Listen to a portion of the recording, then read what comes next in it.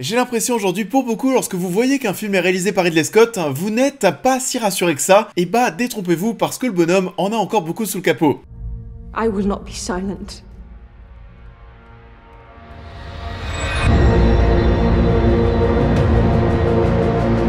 Bonjour à tous, j'espère que vous allez bien. On se retrouve aujourd'hui pour parler Ridley Scott, pour parler du dernier duel. L'un de ces deux films événements qui sortent à la fin de l'année, on parlera bien sûr de l'autre le mois prochain. Mais en attendant, on commence avec le dernier duel. Le dernier duel est réalisé par Ridley Scott et met en scène un super casting composé principalement de Matt Damon, Adam Driver, Jodie Comer et Ben Affleck. Basé sur des événements réels, le film dévoile d'anciennes hypothèses sur le dernier duel judiciaire connu en France. Lorsque Marguerite, la femme de Carouge, est violée par le gris, elle refuse de garder le silence, n'hésitant pas à mettre sa vie en danger. Alors ouais, comme je le disais tout à l'heure en introduction de vidéo, et c'est peut-être votre cas, j'imagine bien et je le sais, beaucoup ont perdu confiance totalement Ridley Scott. Du moins vous le prenez peut-être de moins en moins sérieux, surtout les fans d'Alien je pense, on va pas se mentir, et je vous comprends parce que c'est vrai que Prometheus et Alien Covenant, et bah c'était pas vraiment ça. Quant à moi, c'est vrai que c'est un réalisateur pour lequel j'aurais toujours une certaine attache et beaucoup d'admiration. Ridley Scott, c'est Alien, c'est totalement culte, mais c'est aussi Gladiator, un des films de ma vie, et là pour le coup peut-être,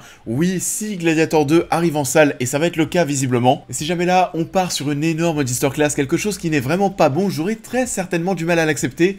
On a eu du coup Exodus qui m'avait pas totalement emballé, mais on a aussi eu dernièrement qui était bien meilleur, Seul sur Mars, et aussi Tout l'argent du monde, son dernier long métrage au cinéma que j'avais beaucoup aimé.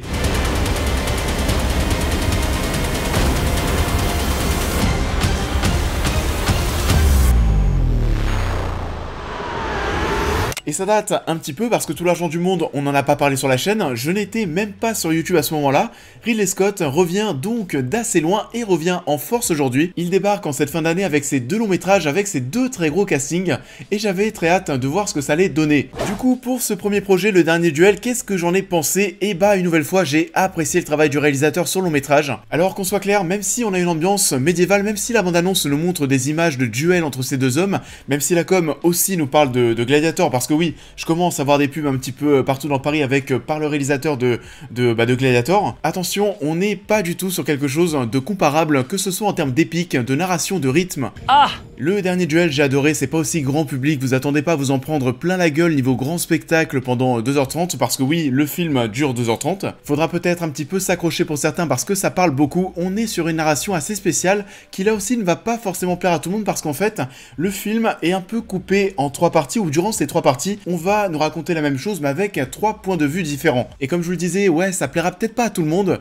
mais tout l'intérêt du film est là en fait. C'est assez subtil, vous allez le voir, mais selon les points de vue, vous allez voir des scènes qui vont être rejouées, mais avec des choses un petit peu différentes. On va voir ces passages sous un autre angle, ces passages qui vont être modifiés selon le point de vue de la personne qui raconte sa version. I request a duel to the death. If you lose, your wife will suffer dire consequences. One of us has lied. Let us let God decide. Donc ouais, en gros, vous l'avez compris, on est sur une histoire de viol qui s'est déroulée à la fin du XIVe siècle. Le personnage de Jodie Comer décide pour le coup de ne pas se taire et va faire éclater la vérité, ça fait presque froid dans le dos, parce qu'aujourd'hui c'est encore un sujet d'actualité de voir des femmes continuer de garder le silence sur ce genre d'agression. On pourrait presque dire que Marguerite, en fait, est une des premières féministes de l'histoire. Une des premières qui a décidé de ne pas se taire, et là où le film va être intéressant comme je vous le disais, on va assister du coup à cette scène de viol par exemple.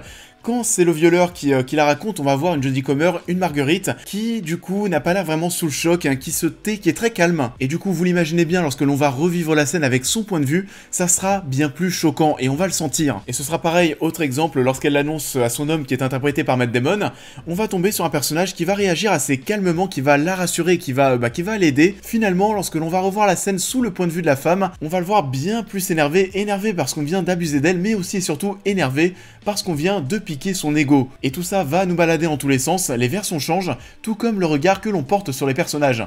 You do not believe me. I am risking my life for you. You are risking my life so you can save your pride. Bien entendu, le film est agréable visuellement, c'est le genre d'ambiance qu'aime Ridley Scott. On peut faire aussi des petites économies de budget, dans le sens où beaucoup de scènes vont être tournées et retournées aux mêmes endroits. Les performances d'acteurs sont impressionnantes, faut dire que bon, vu le casting, on n'est pas trop étonné. Et pourtant, c'était pas forcément une chose simple d'incarner un personnage dans ce projet, parce qu'ils évoluent, ils changent selon le point de vue de l'histoire, selon les scènes. On doit donc jouer des émotions différentes à chaque fois. Matt Damon est éblouissant, on pense très vite au début que ça sera le cœur du film, le héros qui n'est pas reconnu à sa juste juste valeur, etc. Lui c'est vrai pour le coup c'est peut-être le plus perturbant parce qu'on s'attache très vite à lui, on a envie de le voir réussir, et puis plus on avance, plus on voit des choses, avec d'autres points de vue, plus on se rend compte que c'est en fait un égocentrique maladif. Adam Driver est toujours aussi bon, il est absolument partout en ce moment, on le retrouvera d'ailleurs aussi dans le prochain Ridley Scott. Jodie Comer est finalement le rôle central du film. L'actrice porte brillamment le personnage de Marguerite ainsi que son message. Quant à Ben Affleck, il est un petit peu en décalage avec le reste du cast. On est sur un personnage qui va être un petit peu plus foufou, qui est aussi en décalage avec l'atmosphère globale de l'œuvre. Sa teinture blonde, j'ai aussi beaucoup de mal, t'y crois pas du tout, c'est pas naturel. Mais bon, ça c'est peut-être pour relever un petit quelque chose de négatif, hein, parce que oui, le casting est top. On va regretter par contre, comme bien souvent le fait, de se retrouver plongé en France dans une histoire très française, avec des personnages au nom français, etc., etc., et de voir tout le monde parler anglais.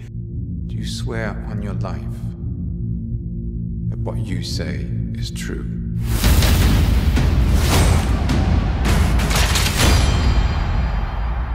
My father told me my life would be blessed with good fortune. Et enfin, pour conclure, oui, c'est un long métrage qui va se focaliser principalement sur sa narration, mais ce n'est pas pour autant que les scènes d'action ne sont pas bonnes, elles ont de la gueule. C'est sanglant, brutal, marquant comme bien souvent pour du Ridley Scott à ce niveau-là, on va ressentir vraiment la férocité des coups. Le son est de même très fort pour nous faire ressentir tout ça, pareil pour les pas de chevaux qui s'élancent, qui courent, on ressent beaucoup de puissance dans toutes ces scènes d'action. Vous l'avez donc compris, j'ai beaucoup aimé Le Dernier Duel, c'est un projet qui va être fort, qui est porteur de messages qui font malheureusement encore écho à notre société actuellement. La narration, c'est être subtile, surprenante, intéressante, elle sera peut-être un peu trop répétitive pour certains, mais en tout cas ce qui est sûr c'est qu'il s'agit d'un bon retour, d'une nouvelle très belle œuvre pour Ridley Scott, et on a très hâte de parler de son prochain film. I've been a Gucci all my life. Your name is in the history books. Paolo, you are Gucci, you need to dress the part. It's chic. Ça en est tout pour cette critique, j'espère qu'elle vous aura plu comme d'habitude. Je vous invite à la liker, à la partager, à me dire en commentaire ce que vous avez pensé de l'œuvre en question, à me suivre sur l'intégralité de mes réseaux sociaux pour plus de news et réactions à l'actualité, mais aussi à devenir membre soutien si vous souhaitez soutenir mon travail, et on va se retrouver très vite sur la chaîne pour cette prochaine critique.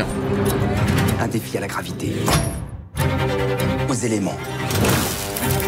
Cette tour, messieurs, c'est Paris, son rayonnement, sa place dans le monde.